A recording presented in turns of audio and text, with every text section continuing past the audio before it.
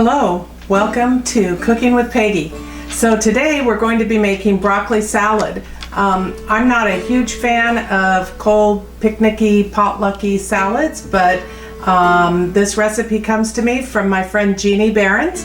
I used to work with Jeannie, and we had a potluck at her house with a bunch of us that worked at Rockefeller Law at the time. We had Jeannie and Bernie and Patty and Kathy and Janet and Cindy and myself, and we had a very fun potluck.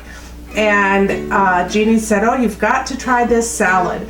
And so, to be polite, I took some and really was, trying to come up with phrases of, "Oh, that's different." But I took a bite and it was delicious, and I asked for the recipe, and I'm glad I tried it before I got the recipe, because the ingredients are such that I probably would not have tried it. So this is broccoli salad. Don't be put off by the ingredients. It really is delicious, and it has about 3 to 4 cups of broccoli florets, 4 to 5 pieces of cooked bacon that will crumble into it, about a half a cup of raisins, half a cup of slivered almonds or sunflower seeds, and then a cup of mayonnaise, 1.5 cups of sugar or Splenda, and 2 tablespoons of vinegar. Okay, so first we're going to make the sauce and set it aside. The sauce is 1 cup of mayonnaise, 1.5 cups of sugar or Splenda, and 2 tablespoons of vinegar. So let's go ahead and get that started, and we'll put it aside.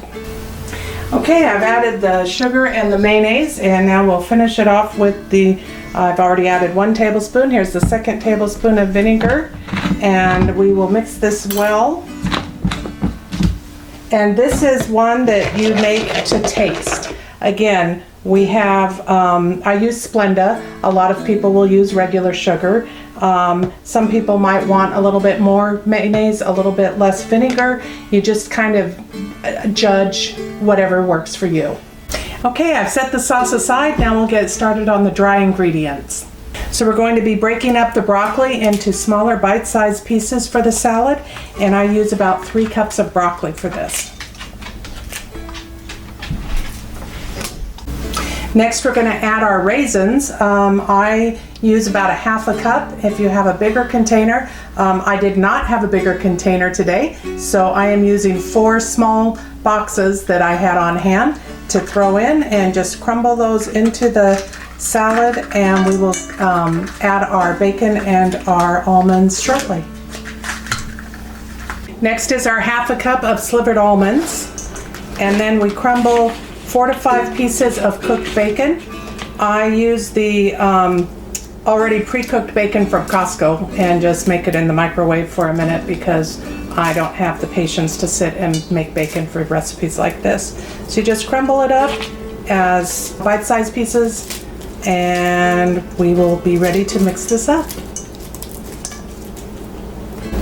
So this is what it would look like, and I just mix this all together with my hands because it's still dry. We haven't added our wet ingredients yet. And next we will be adding those up after you mix this all together. Okay? Now we'll add our mayonnaise mixture and get that in, and then mix it well.